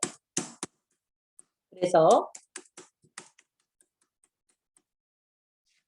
갈릴리에서 늘 사역하시다가 6월절에는 어디를 와요? 예루살렘 유다 지역에 왔어요. 그렇지만 마지막에도 제가 말씀드렸는데 세 번째 6월절 마지막 1년 차에는 6월절에 내려오지 못하고, 왜냐하면 바리새인들이 예수님을 죽이려고 준비하고 있었기 때문에, 그리고 그때는 제자들 집중 사역을 갈릴리 북동쪽에서 하셨어요. 그래서 6개월을 갈릴리 지역에 계시다가 갈릴리와 베세다가 이쪽이죠. 갈릴리 오른쪽에. 이런 데 계시다가 이제 6개월이 지나서 6월절로부터 6개월 지나서 초막절에 이제 예수님이 마지막 6개월은 초막절에 유다로 오셨어요. 네, 이런 것들을 이제 우리가 차근차근 볼 겁니다. 그래서 예수님의 사생의 일기를 한번 지도를 가볼게요. 예수님의 사생애에서 마태복음에서는 위에서 아래로 기록했다. 제가 처음에 말했어요. 누가복음은 어때요? 아래에서 위로 기록하는 형식을 취했다. 그래서 마태복음은 어때요? 아브라함과 다윗의 자손 예수 그리스도의 세계라 하면서 이렇게 아브라함에서 다윗, 다윗에서 바벨론, 바벨론에서 그리스도. 그래서 위에서 아래로 그리스도를 초점을 두고 딱 써내려 왔죠. 근데 누가복음은 예수님이 요셉의 아들로 태어난 예수님부터 해서 거꾸로 이렇게 올라가는 스타일로 이렇게 족보가 정리되어 있었다. 왜 그랬는지는 조금 전에 말씀을 드렸어요. 네, 족보가 기록되시면서 그리고 나서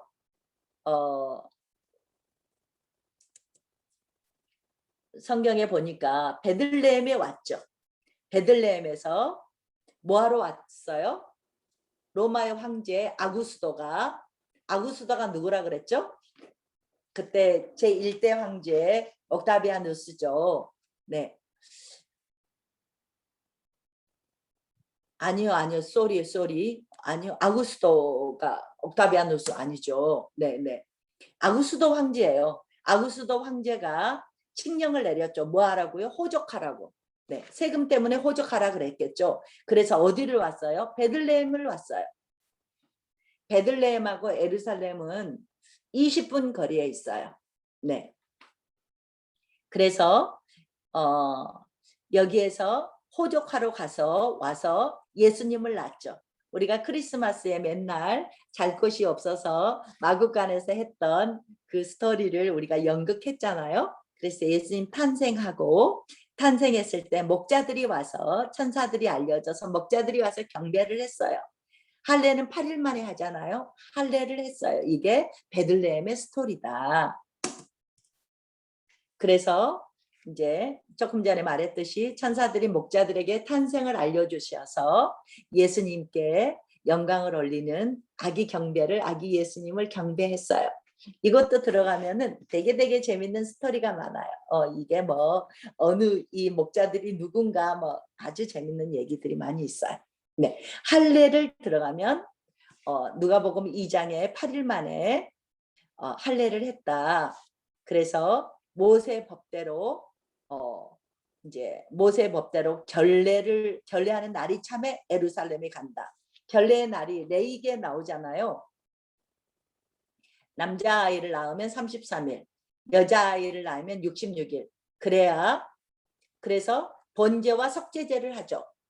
그 여자가 피를 흘리게 내면 부정하다 그래서 이것을 깨끗하게 하는 속죄제를 하고, 이 아기 예수님을 아들을 낳았기 때문에 감사와 헌신을 드리는 번제를 이렇게 드리고, 그러니까 예수님을 낳으셨기 때문에 33일이 결례의 날이었겠죠.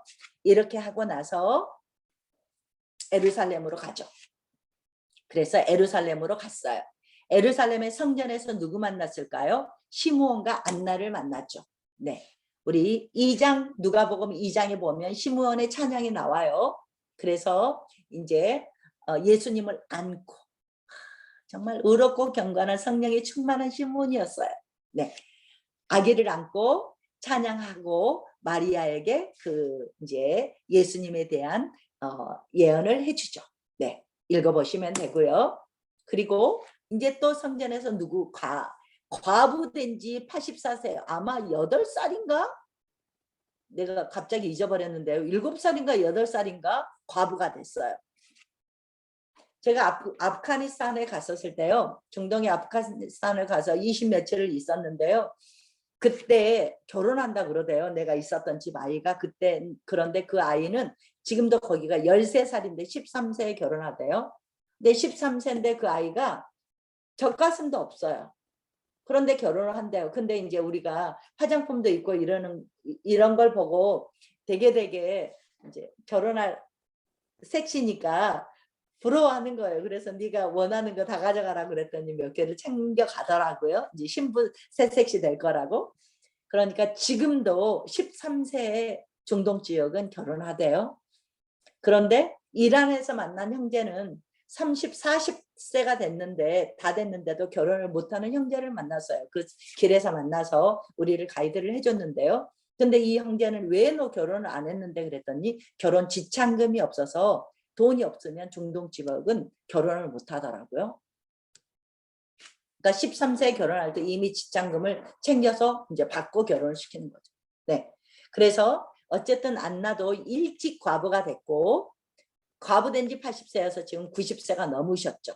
넘었는데 금식과 기도로 이렇게 성전 중심의 사람이었던 이분에게 아기 예수를 알아볼 수 있는 이 눈을 하나님이 은혜를 주신 거죠.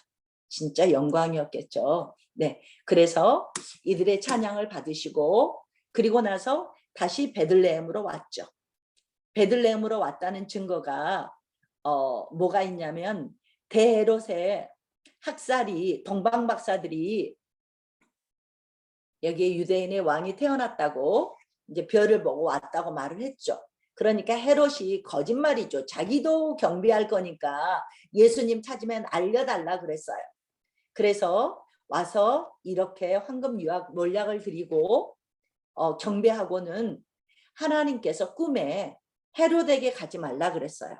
그래서 다른 길로 자기 나라로 돌아갔어요. 이걸 나중에 헤롯이 알게 되죠.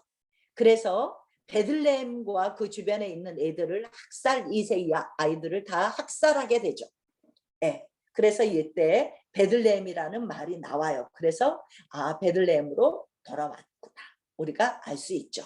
네. 그래서 예루살렘에 호족하시고 또 결례도 하고 했겠죠. 결례 차서 이제 결례 차고 나서 예루살렘 가서 이제 다 일 보고 그리고 나서 어땠어요? 대헤롯이 죽으려고 하니까 죽이려고 했을 때 이미 요셉에게 하나님이 알려줬죠. 요셉에게 헤롯이 죽이려고 하니까 애굽으로 피하여 도망가라 그랬어요. 이게 호세아 애굽에서 호세아 11장 그 하나님의 애언을 이거 애언의 성취죠.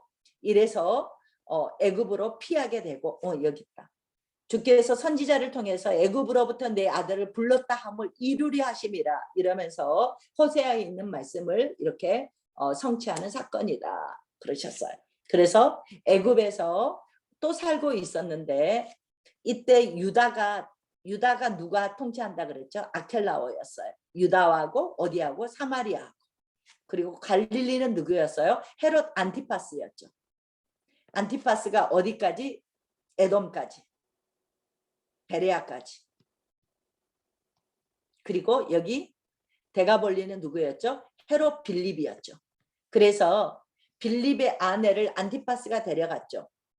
그래서 너가 그 세례 요한이 왜 동생의 아내를 취하였냐라고 책망하니까 이 안티파스가 세례 요한을 목 잘라서 죽였잖아요. 그 배다른 아내 배다른 딸이 이제 부탁을 해서 헤로디아가 부탁을 해서 세례 요한의 목을 자른 왕이 안티파스였지만 아켈라오보다는 안디바라고도 해요.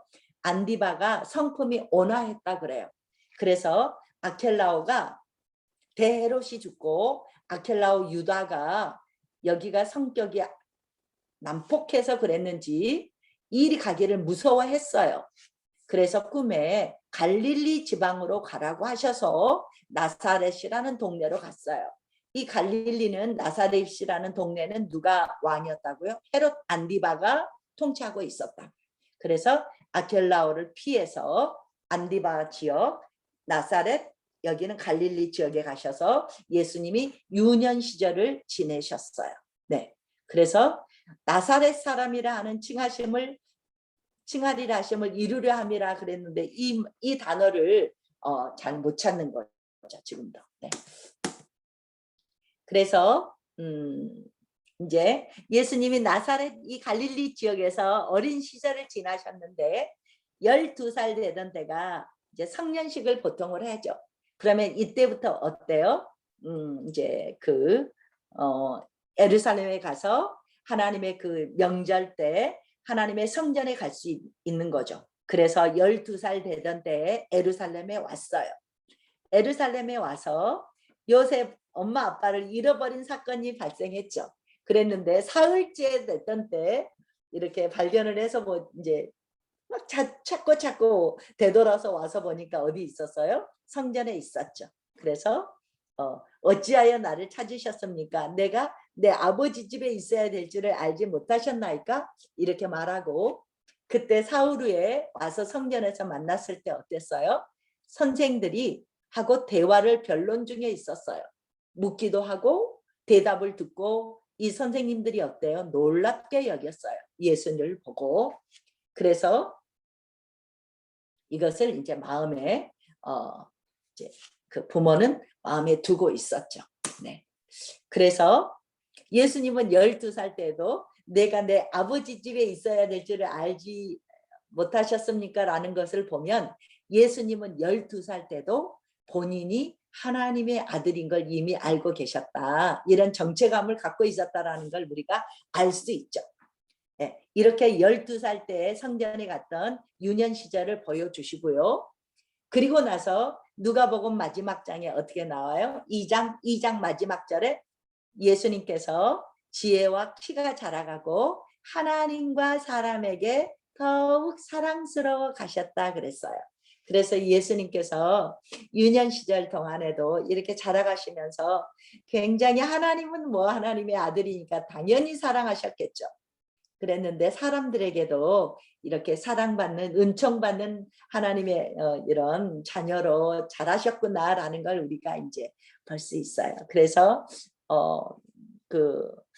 이제 이런 말들을 어머니는 마음에 두었다. 내가 조금 전에 말씀 이미 드렸었고요.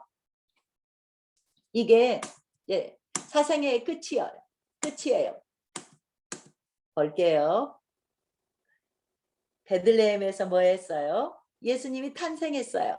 그러자 목자들이 와서 경배했어요. 그리고 뭐 했어요? 할례했어요. 예루살렘에 갔어요. 예루살렘에 뭐 했어요? 결례 기일이 차서 예루살렘에 가서 성전에서 시므온도 만나고 안나도 만나고 그리고 나서 다시 베들레헴도 왔어요. 베들레헴에서 와서 동방박사의 경배를 받고 그리고 나서 헤롯이 다 애들을 죽이려고 했어요. 그러자 어디로 피난했어요? 애굽으로 하나님께서 피난하라고 말씀을 해주셨고 그리고 나서 대헤롯이 죽자 성격이 온순했던 그래도 안디바가 통치했던 갈릴리 지역으로 가서 나사렛에 가서 예수님이 유년 시절을 보내셨을 때 한 가지 기록이 나와 있는데 12세에 예루살렘의 명절에 오셔서 성전에서 토론하고 변론했던 이야기. 그래서 예수님이 너무나 사랑스럽게 성장해 가시는 이렇게 나사렛 다시 오셔서 공생의 30여 년을 사생의 30여 년을 나사렛에서 계속 머무르셨겠죠. 이게 예수님의 사생애 시절이에요. 그래서 예수님이 사생애의 결론은 너무 사랑스러우신 예수님, 너무 사랑받으셨고 하나님과 사람들에게 사랑받으셨던 예수님 생각하면 너무 기뻐요. 네, 얼마나 그 예수님이 어렸을 때 그리고 성장하는 과정에 사랑스러우셨을까요? 이게 일기예요. 여러분 하나 사진 찍어 놓으시면 되고요. 일기는 그냥 여러분 눈 감고도 알겠죠. 그러면서 지도까지 머리에 쫙 들어오시도록 사진 한 장 찍으시면 될 것 같아요. 네, 뭐 한 5분이면 2기 또 보니까 그럼 2기 예수님의 사생애 이제 사생애가 1기가 끝났어요. 그러면 이제 만 3년 지나기 전에 이제 우리가 뭐 준비는 아니죠. 예수님의 그렇지만 본격적인 공생애를 들어가시기 전에 6개월이라고 가정을 하고요. 공생애를 3년을 공생애 3년을 지나가기 전에 그 전에 예수님께서 그 전에 준비하시고 본격적인 3년을 준비하기 전에 어떻게 한 6개월을 보내셨을까? 이걸 2기를 금방 볼게요. 이제 갈릴리 지역에 여기는 이제 베니게고 여기쯤 갈릴리가 되겠죠. 갈릴리 지역 중에서도 나사렛은 이방 지역과 여기는 경계를 잘 안 대주셨는데요. 이방 지역과 이렇게 이제 많이 우리나라로 말하면 좀 촌구석이에요. 강원도 촌 같은 나사렛에서 이제 처음 공생애를 하시기 시작하면서 어디를 가셨을까요? 세례 요한의 세례를 받으러 가셨죠.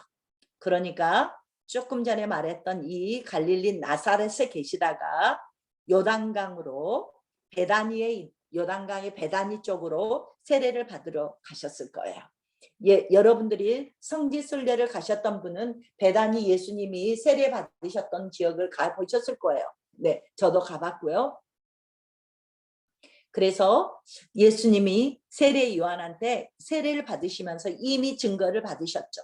뭐라 그랬어요? 나는 물로 세례를 주는데 내 뒤에 오시는 분은 불과 성령으로 세례를 주실 것이다 라고 말을 했는데 예수님께서 요한에게 세례 받으라고 오시니까 처음에는 어떻게 내가 세례를 주겠습니까? 그랬을 때 예수님이 이렇게 하는 것이 모든 의를 이루는 일이다 라고 말씀하시니까 세례를 주셨어요. 그러니까 어땠어요? 비둘기 같은 성령이 임했어요. 그러면서 하늘에서 이는 내 사랑하는 아들이요 기뻐하는 자다. 얘 말을 들으라 하고 이렇게 하늘에서 음성이 내렸어요. 그리고 땅에는 누가 있어요? 예수님이 계셨어요. 그래서 이 사건을 성부와 성자와 성령이 합치되는 순간을 예수님이 이렇게 세례 받으실 때 이 모습으로 봐요. 그래서 이걸 뭐라 그러냐면 그 왕의 복음으로 푸는 목사님들은 이 모습을 왕의 예수님이 유대인으로 왕으로 이렇게 왕의 대관식이다라고 말씀하시는 분들도 있어요. 이 세례 받는 모습을 이렇게 성령님과 하나님이 말씀을 해주시고 그리고 예수님이 이 땅에서 세례를 받고 계시면서 성부, 성자, 성령 삼위일체 하나님이 합치되는 한 번에 역사하시는 이 순간을 굉장히 영광스러운 순간이죠. 이 순간이 예수님이 세례 받으셨던 순간이셨죠. 네. 그리고 나서 세례 받으신 다음에 어디 갔을까요? 유대 광야로 가셨죠. 그러면 여러분은 이제 이렇게 보시면서 머리에 이제는 성경을 보면 이렇게 보고 나면은 성경이 이제 유대 광야로 가셨다 그러면 여러분은 이제 글자로 읽는 게 아니고 머리에서 지도로 성경을 읽으셔야 돼요. 이게 목적이에요. 오케이? 뭐 큰 목적은 아니지만 굉장히 우리에게 도움을 주는 거죠. 유대 광야로 오셔서 세계의 시험을 받으셨죠.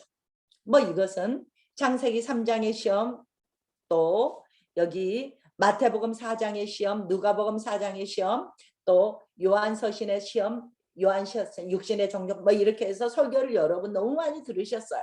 그래서 어쨌든 돌이 떡이 되게 하고 성전에서 뛰어내려라, 사단에게 절해라, 이렇게 시험을 했는데 예수님은 이걸 다 신명기 6장 8장 뭐 이런 말씀을 인용해서 다 뭘로 이기셨어요? 신명기에 나오는 말씀을 인용해서 다 사탄을 이기셨어요.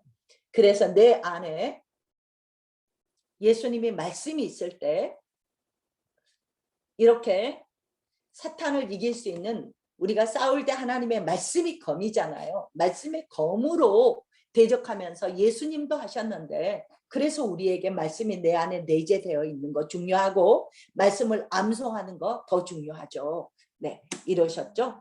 그랬을 때 이제 그리고 세례를 받으시고 다시 세례 받으셨던 그 지역으로, 요단강이 이 요단강이 아니고 세례 받으셨던 그 지역이에요. 지금 표시하기 위해서, 다시 왔다는 걸 표시하기 위해서 다시 온 요단강이라고 적었을 뿐이에요.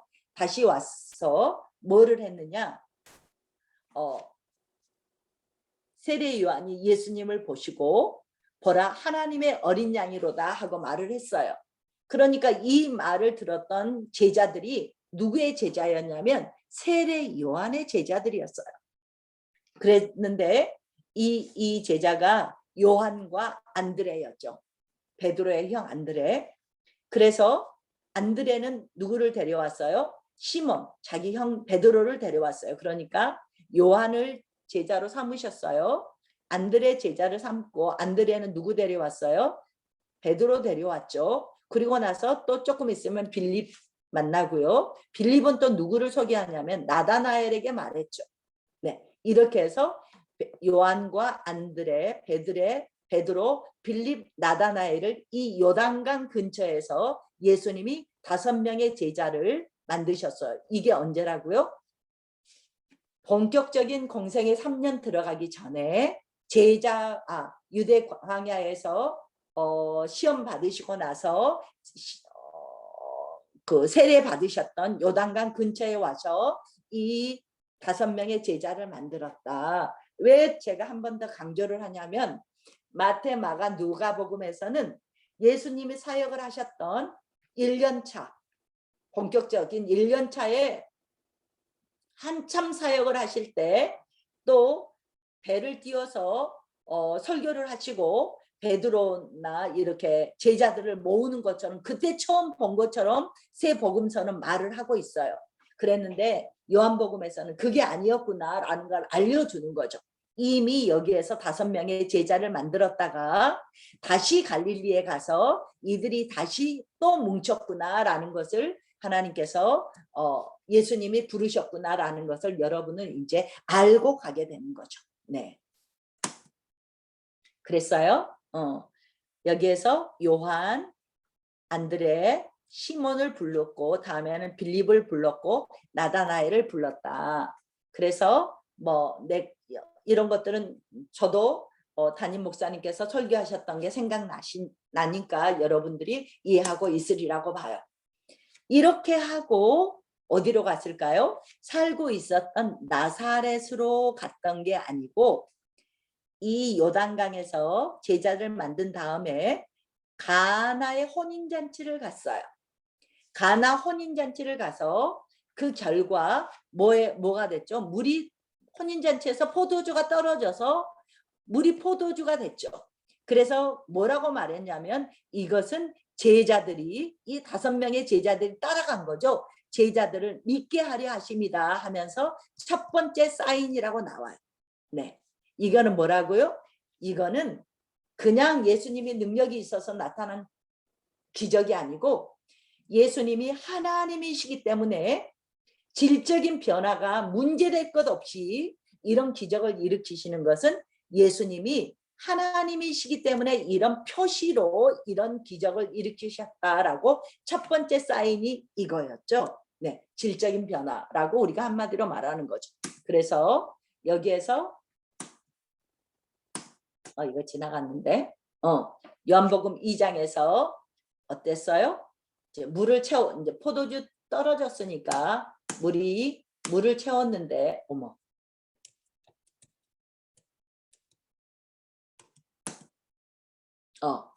물을 채웠는데 가장 좋은 포도주가 되었다. 이게 첫 번째 사인이었다. 결과는 뭐였다고요? 제자들을 믿게 하려 하심이라. 우리 요한복음을 펴놓고 할까요?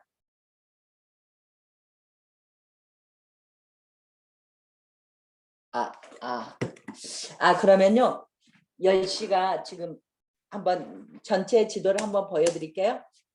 10시가 넘었네요. 못 봤습니다. 이거는 이대로 여러분이 보시면 가나 혼인잔치에서 물포도주로 만들었죠. 그럼 가버나움에서 그 왕의 신하를 왕의 신하를 거치는 사건이 나오죠. 그리고 가버나움에 잠깐 가나의 혼인잔치를 하시고 가나 혼인잔치에서 물이 포도주가 되는 사건을 하시고 가버나움에 가시면 2장에 여러분들이 우리가 참 성경 보자 그랬다가 제가 2장 13절만 한번 볼까요? 저도 한번 빨리 찾을게요.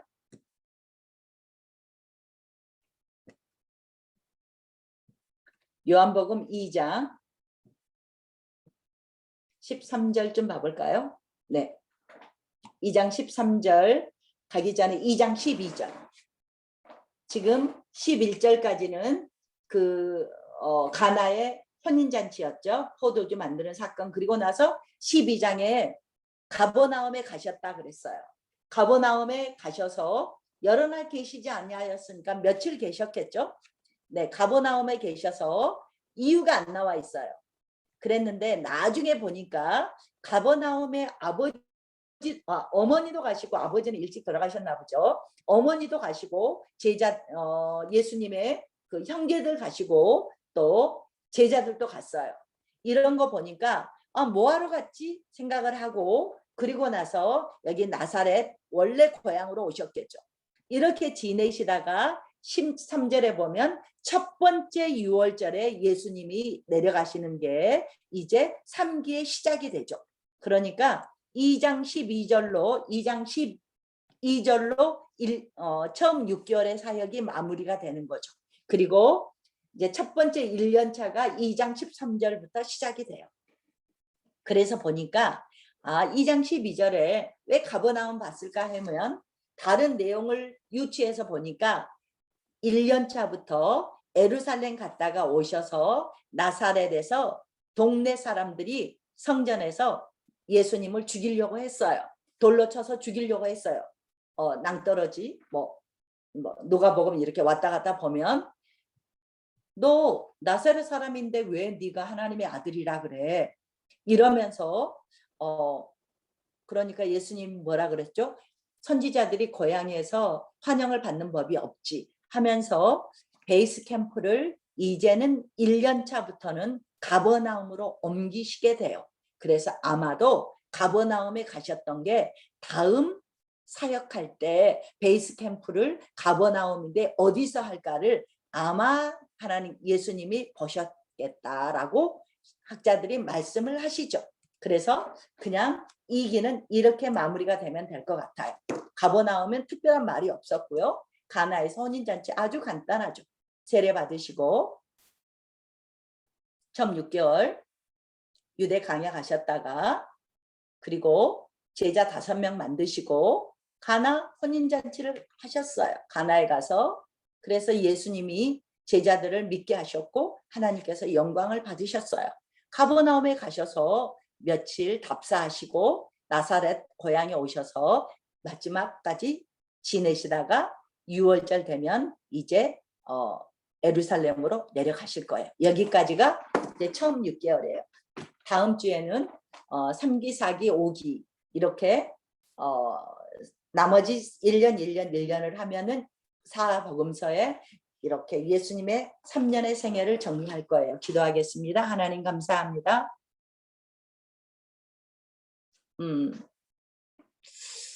늦은 시간까지 예수님의 생애를 이제 사복음서를 털어서 예수님의 생애를 우리가 이렇게 예수님의 자취를 우리도 따라가기를 원합니다. 오늘은 예수님의 사생애와 공생애의 스타트를 저희가 봤어요. 그러면 예수님의 이런 생애들이 지나가는 것들을 우리가 배운 것들이 무슨 유익이 있겠어요? 정말 나한테는 예수님이 어떤 의미인지, 내가 만났던 예수와 제자들이 만났던 예수에게는 어떤 차이가 있는지를 보면서 제자들이 경험했던 예수님을 우리가 경험하게 하시고, 제자들이 만났던 예수를 우리가 만나게 하시고, 제자들이 바뀌었던 그 가치관처럼 우리도 끝내는 바뀌어져서 참다운 예수의 제자로 살아갈 수 있도록 우리가 사복음서를 통해서 지나가면서 예수님을 저희도 만날 수 있도록 은혜 베풀어 주세요. 이 밤도 주님께서 함께해 주시고, 이 밤에도 예수님께서 우리에게 말씀해 주시고, 이 밤에도 예수님께서 정말로 수고하고 무거운 짐진 자들아 다 내게로 오라 하셨으니까 예수님 품에 안식하게 하시고, 예수님 품에서 평안을 누리게 하시고, 예수님이 정말 우리에게 참 생명을 주셨기 때문에 그 생명 속에서 안식할 수 있도록 주님의 생명사계로 저희를 품어주세요. 예수님의 이름으로 안수하여 주시고, 예수님의 이름으로 저희에게 평강을 주셔서 치유가 일어나고 회복이 일어나고 하나님 안에서 담대함이 일어나며 예수의 생명이 우리 안에 흘러 넘쳐올 수 있도록 성령 하나님이여 그렇게 우리를 만져주세요. 주님을 의탁하오며 예수님의 이름 받들고 기도합니다. 아멘. 네, 수고하셨습니다. 네, 오디오 켜시고요. 네, 서로 인사하시고 네, 마무리하겠습니다. 서로 인사해 주시고 네, 인사하시고 수고하셨습니다. 들어가시면 되겠습니다. 네, 수고하셨습니다. 네, 수고하셨습니다. 한번 사생애와 공생애 여러분 지도하신 거 한번 이렇게 그려보시면 도움이 되시죠. 아주 간단하니까 일기 이기는 한번 해보시고 안녕히 주무세요. 감사합니다. 안녕히 네, 주무세요. 안녕히 주무세요. 네, 수고하셨습니다. 네, 수고하셨습니다. 네, 수고하셨습니다. 들어갈게요. 네.